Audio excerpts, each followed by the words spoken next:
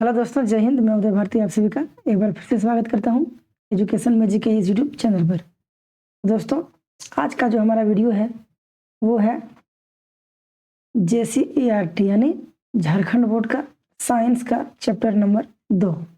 ठीक है, तो चैप्टर 1 जो है हमारा वो कंप्लीट हो चुका है, तो चैप्टर 2 है हमारा। तो हमारे इस चैप्टर का नाम है प्राणियों में पोषण। दोस्तों, ये वीडियो का पहला पार्ट है क्योंकि वीडियो जो है लॉन्ग थोड़ा सा है, इसलिए हम लोग इसको 2 भागों में डिवाइड कर रहे हैं। तो ये पार्ट 1 है और दोस्तों ये क्लास 7th का है, अभी आपको मैंने बताया। तो आपको मैं बता देता हूँ कि इस जो है वीडियो की विशेषता है, मतलब इसमें इम्पोर्टेंट और इसका प्लस पॉइंट क्या है कि इस वीडियो में आपको जो है एक तो MCQ, ठीक है, उसके बाद बेसिक, उसके बाद क्वेश्चन आंसर, तीनों आपको मिलेंगे एक वीडियो में। तो हम लोग 2 पार्ट में वीडियो को आपके पास जो है प्रस्तुत करेंगे। तो ये हमारा पहला पार्ट है, तो इसमें आपको कुछ MCQs भी मिलेंगे, आपका बेसिक भी इसमें जो है क्लियर होगा, उसके बाद आपका क्वेश्चन आंसर भी इसमें मिलेगा।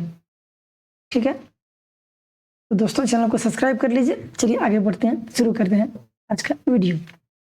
सबसे पहला आता है MCQs के रूप में प्रश्न, प्लस सही विकल्प का चयन करें। ठीक है, क्वेश्चन क्या है? तो क्वेश्चन है, अमीबा अपने उत्पादों का उपयोग निम्न में से किस कार्य के लिए करता है? तो ऑप्शन है गति करने के लिए, भोजन ग्रहण करने के लिए, भोजन ग्रहण एवं गति करने के लिए, और डी है गैसों का आदान प्रदान करने के लिए। ठीक है, तो दोस्तों ऑप्शन नंबर सी जो है इसका हो जाएगा करेक्ट आंसर। क्या हो जाएगा? तो ऑप्शन नंबर सी हो जाएगा इसका करेक्ट आंसर, यानी भोजन जो है ग्रहण एवं गति प्रदान करने के लिए ऑप्शन नंबर सी हो जाएगा इसका राइट आंसर। बढ़ते हैं अगले सवाल की ओर। यह भी हमारा MCQ के रूप में है। बोला है निम्नलिखित वाक्यों को ध्यान से पढ़ें। क नंबर में है पतली झिल्ली युक्त होता है। ठीक है, दूसरा नंबर पर ख नंबर में है रसांकुर में पतली रक्त नलिकाओं का जाल होता है। ग नंबर है रसांकुर की सतह पर छोटे छोटे छिद्र होते हैं जिनसे भोजन आसानी से जा सकता है। और घ नंबर है रसांकुर अंगुली नुमा संरचनाएं होती है। दोस्तों इसमें जो हमारा सवाल है वो क्या है? इन वाक्यों में से उस विकल्प को चुनें जिसके द्वारा रसांकुर भोजन के अवशोषण में मदद करता है। ठीक है, तो दोस्तों देखिए इसमें क्या क्या है। तो पहला है पतली झिल्ली युक्त होता है, ये गलत हो जाएगा, ये नहीं होगा। ठीक है, उसके बाद रसांकुर में पतली रक्त जो है नलिकाओं का जाल होता है, ये हो जाएगा। उसके बाद रसांकुर की सतह पर छोटे छिद्र, ये भी हो जाएगा। और घ नंबर रसांकुर अंगुलीनुमा संरचना होती है, ये भी हो जाएगा। यानी ख ग और घ हमारा तीनों हो जाएगा। तो इस तरह से यहाँ हम लिख सकते हैं ख ग और घ हमारा है वो सही है। ठीक है, सही है। बढ़ते हैं आगे। आगे है हमारा सवाल के रूप में है जठर रस तथा हाइड्रोक्लोरिक अम्ल का स्राव होता है। तो ऑप्शन है आमाशय में, मुख गुहा में, छोटी आंत में और ग्रास नली में। ठीक है, तो दोस्तों जठर रस और हाइड्रोक्लोरिक अम्ल का जो स्राव होता है वो होता है आमाशय में। तो इस तरह से हमारा ए नंबर का ऑप्शन जो है हमारा सही हो गया। आगे बढ़ते हैं। अगला सवाल है अमीबा में भोजन का पाचन होता है। तो अमीबा में भोजन का पाचन कहाँ होता है? ऑप्शन है केंद्रक में, कुटपाद में, भोजन रसधानी में, इनमें से कोई नहीं। तो दोस्तों ऑप्शन नंबर सी भोजन रसधानी में जो है अमीबा में भोजन का पाचन जो भोजन रसधानी में ही होता है। ठीक है, चलिए आगे बढ़ते हैं। अगला है स्टार्च नामक कार्बोहाइड्रेट का पाचन शुरू होता है। ऑप्शन है ग्रास नली में, आमाशय में, मुख गुहा में, छोटी आंत में। तो दोस्तों हो जाएगा ऑप्शन नंबर सी मुख गुहा में, इसका हो जाएगा करेक्ट आंसर। आगे बढ़ते हैं। अगला सवाल है अपचय भोजन क्या है? तो अपचय भोजन से जल का अवशोषण होता है, तो किसमें? बड़ी आंत में, छोटी आंत में, ग्रास नली में, अमाशय में। तो दोस्तों बड़ी आंत में अपचय जो है भोजन का से जल का अवशोषण होता है। अगला सवाल है, एक वयस्क मानव के मुख गुहा में कुल कितने दांत होते हैं? ठीक है, तो दोस्तों ऑप्शन है 16, 20, 30 और 32। दोस्तों 32 हो जाएगा इसका करेक्ट आंसर। तो एक वयस्क मानव के मुख गुहा में कुल जो है 32 दांत होते हैं। आगे बढ़ते हैं। हमारा अगला जो है वो है रिक्त स्थानों की पूर्ति करें। ठीक है, तो इसमें रिक्त स्थान को भरना है दोस्तों। तो बोला है मानव में सबसे बड़ी ग्रंथि क्या है? तो मानव में सबसे बड़ी ग्रंथि डैश है, तो यहाँ हो जाएगा यकृत। तो दोस्तों मानव की जो मानव में सबसे बड़ी ग्रंथि यकृत होती है। ठीक है, अगला हमारा बी नंबर है, नंबर बन गया। बी नंबर है, छोटी आंत की भीतरी सतह पर अंगुली नुमा संरचनाओं की को क्या कहते हैं? तो छोटे आंत की भीतरी सतह पर अंगुली नुमा संरचनाओं को रसांकुर कहते हैं।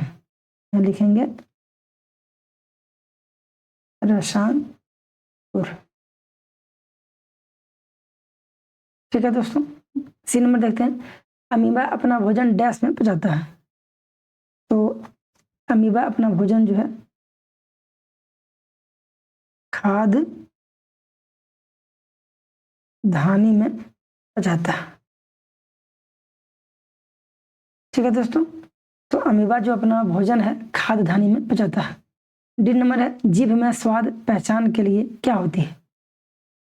तो कलिकाएं होती है, कलिकाएं होती है। दोस्तों आपको हम जितना भी सवाल अभी हम आपके साथ जो हम शेयर किए हैं, सारे के सारे सवाल एग्जाम में आते हैं, सारे के सारे इंपॉर्टेंट हैं दोस्तों। आगे बढ़ते हैं।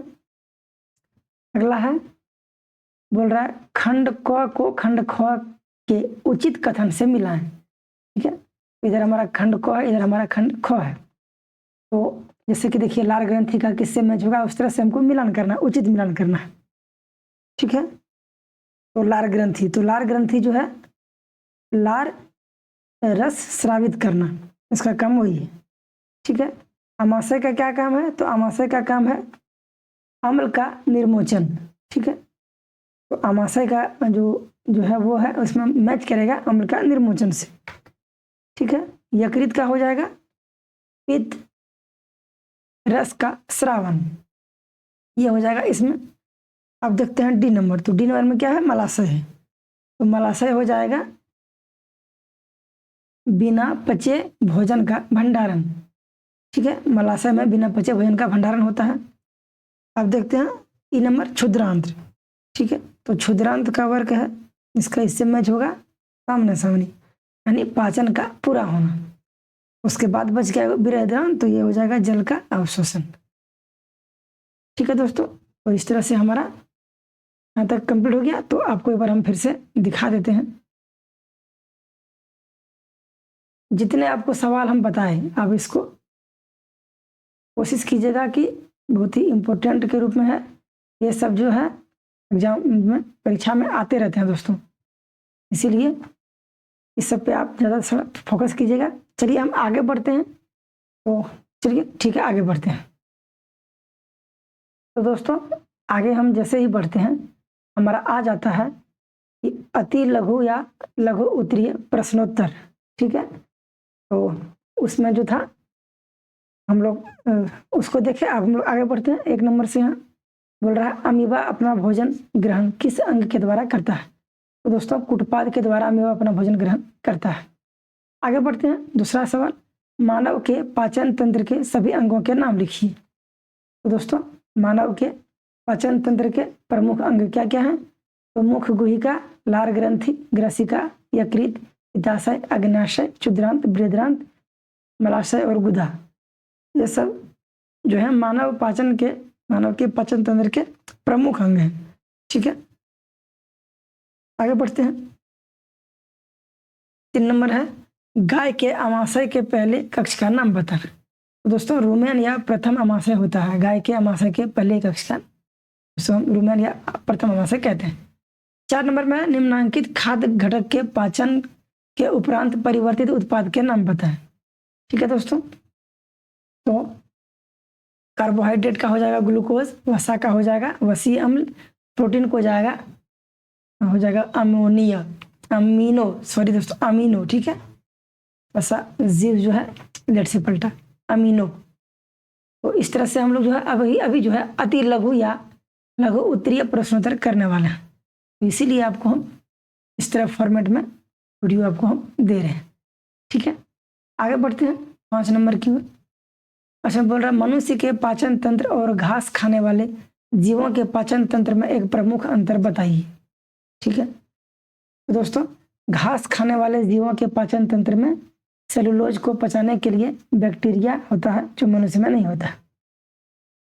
तो जो प्राणी जो घास खाते हैं तो उनको पाचन तंत्र में जो है सेलुलोज होता है पचाने के लिए, और बैक्टीरिया होता है जो कि मनुष्य में नहीं होता है। ठीक है, आगे बढ़ते हैं। 6 नंबर क्या बोल रहा है, गीता और सोहन जल्दीबाजी में अपना भोजन ग्रहण कर रहे थे ताकि दोनों जो है जल्दी से मध्यावकाश में खेलने के लिए बाहर जा सके। अचानक सोहन को खांसी आने लगी, तो क्या आप सोहन के अचानक खांसने के कारण बता सकते हैं? तो दोस्तों इसका उत्तर है जल्दी भोजन करने के क्रम में भोजन का कोई कण या टुकड़ा जो है श्वास नली में चला जाता है। शरीर अपनी रक्षा स्वयं करता है, जिसके कारण बार बार खांसी आती है और वह टुकड़ा श्वास नली से निकल जाता है। जैसे हम खाना खा रहे हैं, उसके बाद अगर हम किसी चीज़ को सोचते हैं या फिर हमारा ध्यान कहीं और चल जाता है, तो खाने का कोई कण या टुकड़ा जो है वो श्वास नली में चल जाता है, जिसके कारण से हमें हिचकी भी आने लगती है और जो है खांसी भी हो सकती है। तो उस कारण से होता है। तो दोस्तों हमें जब खाते वक्त ना टीवी देखना चाहिए ना मोबाइल देखना चाहिए, कुछ नहीं, चुपचाप आप खाना खाइए, वही बेहतर होता है। आगे बढ़ते हैं। 7 नंबर क्या बोल रहा है, क्या हम केवल हरी सब्जियां एवं घास खाकर जीवन निर्वाह कर सकते हैं? तो दोस्तों नहीं, इसका उत्तर होगा नहीं। क्यों? तो दोस्तों हमें ऊर्जादायक पदार्थ जैसे कार्बोहाइड्रेट और शरीर निर्माता पदार्थ जैसे प्रोटीन की भी आवश्यकता होती है। अतः हम हरी सब्जियां और घास खाकर जीवन निर्वाह नहीं कर सकते। सिर्फ जो है हरी सब्जियां और घास खाने से कार्बोहाइड्रेट और प्रोटीन की आवश्यकता हमें पूरी नहीं हो सकती है, जिस कारण से हमें जीवन निर्वाह करने में परेशानी हो सकती है। दोस्तों होगी ही। आगे बढ़ते हैं। 8 नंबर क्या है, क्या गाय भैंस बकरी में भी भोजन का पाचन मनुष्य जैसा होता है? तो दोस्तों इसका उत्तर होगा नहीं। इन जानवरों में सेलुलोज पाचक एंजाइम एवं विशेष पाचन अंग होते हैं। तो मनुष्य से और गाय भैंसों के पाचन में बहुत ही अंतर होता है दोस्तों, एक जैसा नहीं हो सकता। 9 नंबर बोल रहा है जंतुओं में भोजन ग्रहण करने की किन्हीं 3 विधियां लिखिए। दोस्तों पहला है कि एक कोशिकीय जंतु प्रोटोजोआ जैसे अमीबा में यह कुटपाद के द्वारा होता है। बी नंबर है मधुमक्खी फूलों के मकरंद यानी रस चूसते हैं। और सी है सर्प जैसे अजगर अपने मुख से अपने आहार को पूरा निगल जाते हैं। तो भोजन ग्रहण करने के 3 विधि हम आपको बताएं। तो पहला है कि एक कोशिकीय जंतु जैसे जो प्रोटोजोआ जैसे अमीबा में या कुटपाद के द्वारा होता है। मधुमक्खी फूलों से रस चूसते हैं। और सर्प जैसे अजगर हो गया तो वो अपने मुख से आहार को पूरा निकल जाते हैं। आगे बढ़ते हैं। 10 नंबर अमीबा कहाँ पाया जाता है? तो अमीबा जलाशयों में पाया जाता है। ठीक है, अगला है अमीबा का आहार क्या है? तो दोस्तों अमीबा जो है कुछ सूक्ष्म जीवों जैसे शैवाल के छोटे छोटे टुकड़े, बैक्टीरिया, डायटम्स, अन्य छोटे एक कोशिकीय जीव, मृत कार्बनिक पदार्थ के टुकड़े द्वारा इत्यादि का आहार करता है। ठीक है, अमीबा जो है कुछ सूक्ष्म जीव जैसे शैवाल के छोटे टुकड़े, बैक्टीरिया, डायटम्स, अन्य छोटी एक कोशिकीय जीव, मृत कार्बनिक पदार्थों के छोटे टुकड़े इत्यादि का आहार करता है। अगला सवाल है अमीबा में भोजन किस अंग में पचता है? तो खाद्य धानी में। ठीक है, तो खाद्य धानी में पचता है। आगे बढ़ते हैं। 13 नंबर अंतःकोशिकीय और बाह्य कोशिकीय पाचन से क्या समझते हैं? तो दोस्तों पाचन जो कोशिका के भीतर होती है अंतः कोशिका पाचन होता है, कहलाता है। ठीक है, जो कोशिका के भीतर जो पाचन होता है उसे अंतः कोशिका पाचन कहते हैं। और पाचन जो कोशिकाओं के बाहर होता है बाह्य कोशिका पाचन कहलाता है। ठीक है दोस्तों, आगे बढ़ते हैं। 14 नंबर क्या बोल रहा है, लार में कौन सा एंजाइम पाया जाता है? तो लार में टाइलिन एंजाइम या इसे हम एमाइलेज कहते हैं। तो टाइलिन एंजाइम पाया जाता है लार में। अगला है दूध दांत और अस्थायी दांत को समझाएं। ठीक है दोस्तों, बचपन में जो दांत निकलते हैं उसे दूध के दांत कहते हैं। इसकी संख्या 20 होती है और 8 वर्ष की आयु तक ये दांत सारे गिर जाते हैं और इसकी जगह जो है अस्थायी दांत यानी परमानेंट टीथ जो है आते हैं। इसकी संख्या होती है दोस्तों 32। ठीक है, जो कि ऊपरी जबड़े में 16 और निचले जबड़े में 16 होती है। और सामान्यतः अस्थायी दांत स्वस्थ व्यक्ति में जीवन भर रहते हैं तथा वृद्धावस्था में यहाँ पर है गिरने लगते हैं। तो 16 रहता है ऊपर के जबड़े में दोस्तों और 16 रहता है नीचे के जबड़े में। ठीक है, और 8 वर्ष से पहले की आयु तक इसकी संख्या जो है 20 रहती है। तो 12 हमें एक्स्ट्रा मिलते हैं, ये टूट जाने के बाद टोटल होता है 32। ठीक है दोस्तों, तो चलिए आपको वीडियो कैसी लगी आप हमें कमेंट करके जरूर से जरूर बताइएगा। ठीक है दोस्तों, तो चलिए शुरू करते हैं बिना टाइम वेस्ट किए हुए, आगे बढ़ते हैं हम। हमारा 16 नंबर का प्रश्न बोल रहा है, 15 नंबर तक हम लोग 1 से 15 तक, उसके बाद उसका बेसिक MCQ वाला सब लोग पढ़ लिए थे। तो 16 नंबर बोल रहा है जठर रस किसे कहते हैं? तो दोस्तों इसका उत्तर होगा आमाशय की आंतरिक सतह जिसे श्लेष्मल झिल्ली कहते हैं, जिसे श्लेष्मल झिल्ली कहते हैं, हाइड्रोक्लोरिक अम्ल तथा पाचक रस स्रावित करता है, इसे जठर रस भी कहते हैं। ठीक है, इसे जठर रस भी कहते हैं। तो आमाशय की आंतरिक सतह जिसे श्लेष्मल झिल्ली कहते हैं, तो हाइड्रोक्लोरिक अम्ल तथा पाचक रस स्रावित करता है, इसे जठर रस कहते हैं। अगला है 17 नंबर, यकृत और अग्न्याशय जो है उसके कार्य लिखिए। दोस्तों यकृत के कार्य और अग्न्याशय के कार्य हम लोग इसको 2 पार्ट में बांट दिए हैं। तो यकृत के कार्य में पहला है कि यकृत की कोशिकाएं पित्त का स्राव करती है और दूसरा है कि अतिरिक्त ग्लूकोज ग्लाइकोजन के रूप में परिवर्तित करके यकृत में संग्रह किया जाता है। ठीक है, तो क्या क्या है, यकृत की कोशिकाएं पित्त का स्राव करती है, दूसरा है अतिरिक्त ग्लूकोज ग्लाइकोजन के रूप में परिवर्तित करके यकृत में संग्रह किया जाता है। अग्न्याशय के कार्य है पहला, यह अग्न्याशीय, ठीक है, यह अग्न्याशीय रस का संश्लेषण और संग्रह करता है जिसमें महत्वपूर्ण प्रोटीन, वसा एवं कार्बोहाइड्रेट पाचक एंजाइम होते हैं। दूसरा है यह इंसुलिन और ग्लूकागान जैसे महत्वपूर्ण हार्मोन्स का स्राव करता है। दोस्तों यकृत और अग्न्याशय में हम लोग जो है इसके कार्य को देख लिए। ठीक है दोस्तों, ये हमारा 17 नंबर का था। 18 नंबर है जीभ का रेखाचित्र बनाकर उस पर स्वाद के विभिन्न क्षेत्रों को दर्शाइए। दोस्तों ये हमारे जीभ का चित्र है। तो यहाँ जो है तीखा जो है उसका स्वाद आता है, इस पर जो है इस दोनों साइड में खट्टा का स्वाद आता है और इधर जो है नमकीन का, और जो फर्स्ट इसका है फर्स्ट पार्ट यहाँ मीठा का स्वाद आता है। तो दोस्तों तो ये है हमारा। तो जैसे कि अगर हम मान लीजिए जीभ मेरा स्टार्ट हो रहा है, तो हम अगर आएंगे वैसे तो होगा पहले मीठा, यानी जब फर्स्ट में आता है जीभ में कुछ डालते हैं तो पहले मीठा आता है, उसके बाद होता है नमकीन, उसके बाद खट्टा और अंत में होता है तीखा।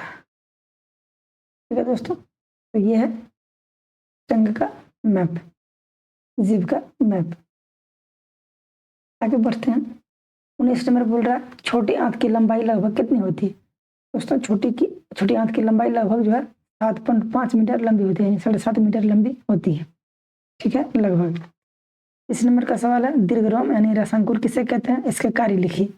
दोस्तों क्षुद्रांत की आंतरिक भित्ति पर उंगली के समान उभरी हुई हजारों संरचनाएं होती है जिन्हें दीर्घरोम कहते हैं। दीर्घरोम छोटी आंत की अवशोषण की सतह को बढ़ाती है। ठीक है दोस्तों, तो ये दीर्घरोम के कार्य भी हैं और इसे हम क्या कहते हैं वो भी हम लोग देख लिए। अगला है 21 नंबर, कौन सी ग्रंथि पित्तरस का स्राव करती है और पित्तरस का क्या कार्य है? तो दोस्तों जो है कि यकृत जो है गहरे लाल भूरे रंग की ग्रंथि है जो उदर के ऊपरी भाग में दाहिनी ओर अवस्थित होती है। यह शरीर की सबसे बड़ी ग्रंथि है यह पित्त रस स्रावित करती है जो एक थैली में संग्रहित होता रहता है। ठीक है, इसे पित्ताशय कहते हैं और पित्त रस वसा में के पाचन में महत्वपूर्ण भूमिका निभाता है। ठीक है दोस्तों, तो जो यकृत है वो गहरे लाल भूरे रंग की ग्रंथि है जो उदर के ऊपरी भाग में दाहिनी ओर अवस्थित होता है। उसके बाद यह शरीर की सबसे बड़ी ग्रंथि है। यह पित्त रस स्रावित करती है जो एक थैली में संग्रहित होता है और इसे जो है पित्ताशय कहते हैं। पित्त रस वसा के पाचन में महत्वपूर्ण भूमिका निभाता है। आगे बढ़ते हैं। अगला है 22 नंबर, स्वांगीकरण किसे कहते हैं? दोस्तों इसका उत्तर हो जाएगा रसांकुर की सतह से बचे हुए भोजन का अवशोषण होता है तथा यह रुधिर वाहिकाओं में चला जाता है। तो रसांकुर की सतह से बचे हुए भोजन का अवशोषण होता है तथा यह रुधिर वाहिकाओं में चला जाता है। अवशोषित पदार्थों का स्थानांतरण रुधिर वाहिकाओं द्वारा शरीर के विभिन्न भागों तक होता है। यहाँ उसका उपयोग जटिल पदार्थों को बनाने के लिए किया जाता है और इस प्रक्रम को हम स्वांगीकरण कहते हैं। दोस्तों स्वांगीकरण को हम लोग देख लिए, अब इसको देख लीजिए। आगे बढ़ते हैं। अगला सवाल है हमारा 23 नंबर का, रुमेन किसे कहते हैं? ठीक है, तो घास खाने वाले जीव जो है घास को जल्दी जल्दी निगल कर अमाशय के एक भाग में भंडारित कर लेते हैं, यानी इसको स्टोरेज करते हैं। ठीक है, स्टोर। अमाशय का वह भाग रुमेन या प्रथम अमाशय कहलाता है। तो घास खाने वाले जितने जीव हैं तो वो जो घास खाकर जल्दी जल्दी इसको निकल कर अमाशय में भंडारित करते हैं, तो उसे हम लोग अमाशय का जो है वो भाग जो है वो रुमेन कहलाता है। अगला है रोमंथम क्या है? तो दोस्तों इसका उत्तर होगा शाकाहारी भोजन करने वाले सभी जीव जैसे गाय, भैंस, बकरी इत्यादि रूमिनेंट कहलाते हैं। इसके बाद रुमेन में भोजन का आंशिक पाचन होता है जिसे जुगाल या कट कहते हैं। बाद में रूमिनेंट जीव इसे छोटे छोटे पिंडकों के रूप में पुनः मुख में लाता है और चबाता है। इस प्रक्रम को रोमंथम या जुगाली करना कहते हैं। एक बार फिर से आपको बता देते हैं कि जो शाकाहारी भोजन जितने करने वाले जीव हैं जैसे गाय हो गया, भैंस हो गया, बकरी हो गया इत्यादि जो है ये सब रूमिनेंट कहलाते हैं, शाकाहारी भोजन वाले। ठीक है, तो रुमेन में भोजन का आंशिक पाचन होता है जिसे जुगाल कहते हैं और बाद में रूमिनेंट इसे छोटे छोटे पिंडकों के रूप में पुनः मुख में लाता है और चबाता है, इसी को हम रोमंथम कहते हैं। आगे बढ़ते हैं। 25 नंबर का सवाल है, मानव पाचन तंत्र में सेलुलोज का पाचन क्यों नहीं हो पाता है? ठीक है, तो क्यों नहीं हो पाता है? इसका उत्तर होगा दोस्तों मानव शरीर शाकाहारी जंतुओं की तरह सेलुलोज का पाचन नहीं कर पाता है क्योंकि उनकी आंत में जीवाणु एवं सेलुलोज जो है उसको पचाने के लिए जरूरी एंजाइम जो है उपस्थित नहीं होता है। मनुष्यों को शाकाहारी भोजन में व्याप्त जो है सेलुलोज रुक्षांश के रूप में शरीर से बाहर निकल जाता है। ठीक है, तो मानव पाचन तंत्र में सेलुलोज का पाचन नहीं हो पाता है। ठीक है दोस्तों, चलिए आगे बढ़ते हैं। तो आगे बढ़ते हैं हम। आगे है हमारा कि दीर्घ उत्तरीय प्रश्नोत्तर। ठीक है, ये जो है लॉन्ग फॉर्मेट का जो है इसमें आ गया। तो दीर्घ उत्तरीय प्रश्नोत्तर के बारे में आज हम लोग देखते हैं। तो चलिए शुरू करते हैं। सवाल क्या बोल रहा है? पहला नंबर है मनुष्य के दांत के प्रकार एवं उनके कार्य लिखिए। ठीक है दोस्तों, तो मनुष्य के दांत के प्रकार कौन कौन से हैं? तो इसके 4 प्रकार हैं। तो एक हो गया कृदंत, एक हो गया रदनक, दूसरा हो गया सिनम्बर, अग्रचवर्णक और हो गया चवर्णक। इसके दांत के प्रकार देखते हैं।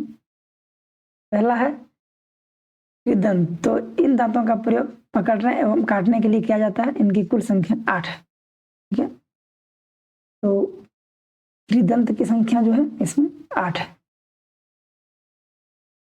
यहाँ हो गया 8। उसके बाद रदनक, इसकी संख्या 4 है। अग्रचवर्णक की संख्या भी 8 है और इसका हो गया 12। तो 12 8 20 और 12 32 होगा टोटल दोस्तों। इसके बाद आता है रदनक। इन दांतों का प्रयोग जो है चीरने और फाड़ने के लिए किया जाता है। इनकी कुल संख्या 4 है। अग्रचवर्णक, इन दांतों का प्रयोग चबाने एवं पीसने के लिए किया जाता है। इनकी कुल संख्या 8 है। ठीक है, कितनी है, तो इसकी संख्या भी 8 है। आगे बढ़ते हैं चवर्णक में, तो इन दांतों का प्रयोग चबाने एवं कुचलने के लिए किया जाता है। इनकी कुल संख्या 12 है। इसी तरह से दांत के हम लोग प्रकार देख लिए और उसके बारे में भी देख लिए। अगला सवाल बोल रहा है मानव के पाचन मनुष्य ये क्या हुआ, मानव या मनुष्य के पाचन तंत्र का एक निम्नांकित चित्र बनाइए। उत्तर मानव, यहाँ हम दोस्तों इसको थोड़ा सा सुधार करना चाहते हैं, ठीक है।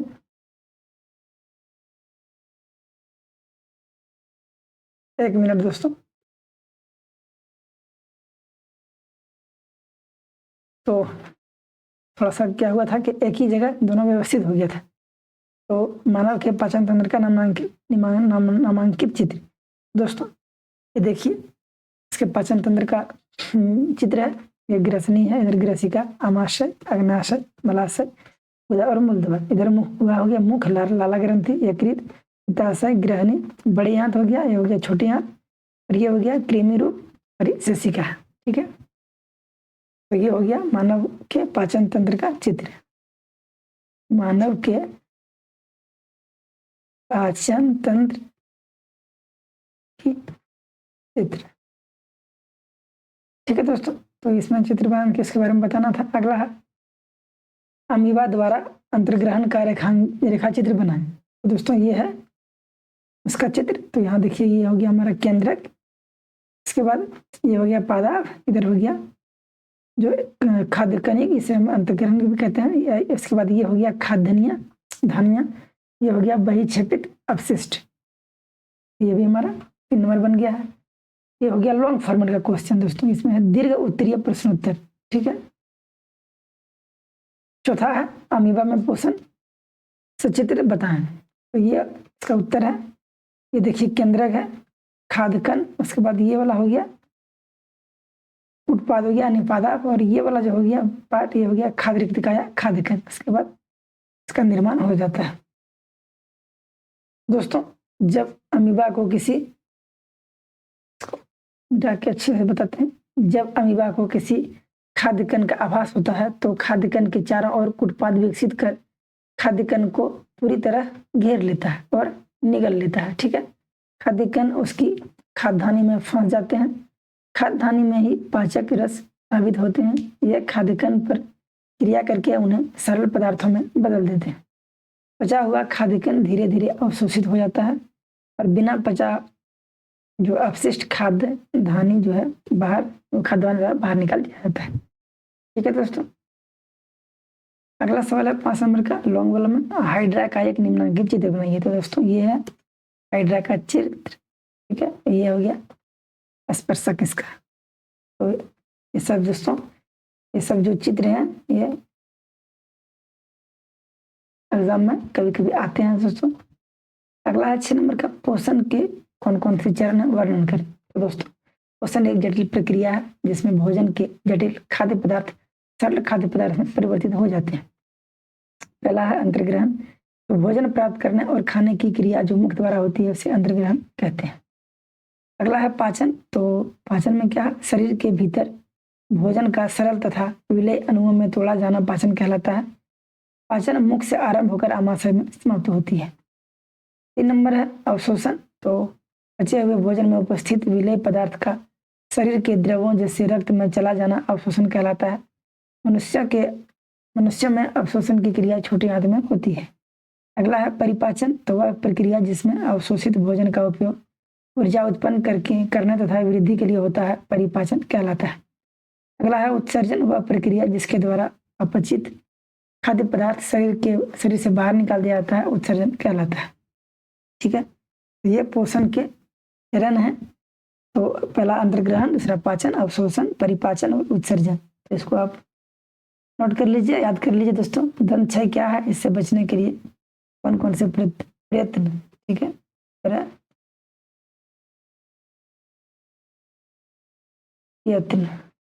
प्रयत्न किए जा सकते हैं। दोस्तों सामान्यतः हमारे मुख में जीवाणु पाए जाते हैं जिससे हमें कोई हानि नहीं होती है। खाना खाने के बाद अगर मुख जो है ठीक से साफ नहीं करते हैं तो अनेक हानिकारक जीवाणु वृद्धि करने लगते हैं। ये जीवाणु दांतों के बीच फंसे भोजन के शर्करा का विघटन कर अम्ल स्रावित करते हैं तथा दांत को धीरे धीरे क्षति पहुंचाते हैं, इसे दंत क्षय कहते हैं। ठीक है, प्रत्येक व्यक्ति को प्रतिदिन दोस्तों, ये हो गया फैक्ट, हो गया इंपॉर्टेंट के रूप में, कि प्रत्येक व्यक्ति को प्रतिदिन सुबह उठकर एवं रात्रि में सोने से पूर्व कम से कम 2 बार ब्रश अथवा दातुन करना चाहिए। और कुछ भी खाने के बाद उसको कुल्ला करना चाहिए, क्योंकि दोस्तों दांत में कुछ अटक जाता है, फंस जाता है छोटे छोटे, उस कारण से हमें प्रॉब्लम होती है। मुख के अंदर गंदी उंगली तथा बिना धुली हुई वस्तु को नहीं डालनी चाहिए। ठीक है दोस्तों, तो दंत क्षय के लिए यही हो गया, दंत क्षय इसे कहते हैं। और इसके रोकथाम के लिए, बचने के लिए ये हम लोग कर सकते हैं कि गंदी उंगली को नहीं मुंह में डालेंगे। उसके बाद नेल से, नाखून से दांत की सफाई नहीं करेंगे। उसके बाद दांत को कम से कम 2 से 3 बार उसको साफ करेंगे ब्रश से, या फिर दातुन करेंगे, जो भी होगा। इस सब का ध्यान रखिए। आगे बढ़ते हैं। अगला हमारा है, पोषण का परिवहन एवं श्वसन तंत्र से क्या संबंध है। दोस्तों, मानव की ये तीनों प्रणाली एक दूसरे के साथ परस्पर मिलकर कार्य संपन्न करती है एवं एक दूसरे पर निर्भर रहती है, जिससे शरीर की कोशिकाओं को ऊर्जा मिल सके और वे अपनी दैनिक जीवन की जैविक प्रक्रियाएं कर सके। कोशिका तक ऊर्जा पहुंचाने के लिए पोषक तत्व जो हम अपने भोजन से ग्रहण करते हैं, वे जटिल रूप से सरल रूप में पाचन तंत्र द्वारा परिवर्तित होते हैं। ये क्षुद्रांत यानी छोटी आंत द्वारा अवशोषित होकर रक्त कोशिकाओं में विस्तृत यानी डिफ्यूजन हो जाते हैं तथा संचार प्रणाली द्वारा शरीर के अन्य भागों में पहुंच जाते हैं। पोषक तत्वों के साथ साथ ऑक्सीजन के परिवहन के लिए भी संचार प्रणाली ही उत्तरदायी होती है। यह ऑक्सीजन श्वसन तंत्र की सहायता से ग्रहण की जाती है और शरीर के विभिन्न कोशिकाओं तक पहुंचाई जाती है। तो दोस्तों, पोषण का परिवहन एवं श्वसन तंत्र के ये संबंध है। इस तरह से दोस्तों हमारा जो है पूरा कंप्लीट हो जाता है सीरीज। तो दोस्तों, पहली वीडियो का लगभग 15 से 16 मिनट मिनिमम था इसका भी, और ये भी वीडियो हम आशा करते हैं कि 15 से 16 मिनट में भी ये भी मेरा बन गया है। तो दोस्तों, एक बार फिर से हम आपको बता दें कि हम लोग जो है 2 फॉर्मेट में इसको लाए हैं। एक पहला जो सीरीज है, पहला जो इसका पार्ट है, इसमें हम लोग कुछ MCQs किए हैं, उसके बाद इसके बेसिक के बारे में देखे हैं, उसके बाद क्वेश्चन आंसर। और हमारा जो वीडियो जो का पार्ट 2 है, इसमें हम लोग सिर्फ क्वेश्चन आंसर के पर ही फोकस किए हैं। ठीक है दोस्तों, कुछ बेसिक इसमें भी है। तो इस तरह से हमारा जो है वीडियो कंप्लीट हो जाता है। तो दोस्तों, आज के लिए इतना ही, मिलते हैं अगले वीडियो में, तब तक के लिए धन्यवाद। दोस्तों, वीडियो आपको कैसी लगी आप हमें कमेंट करके बताइएगा।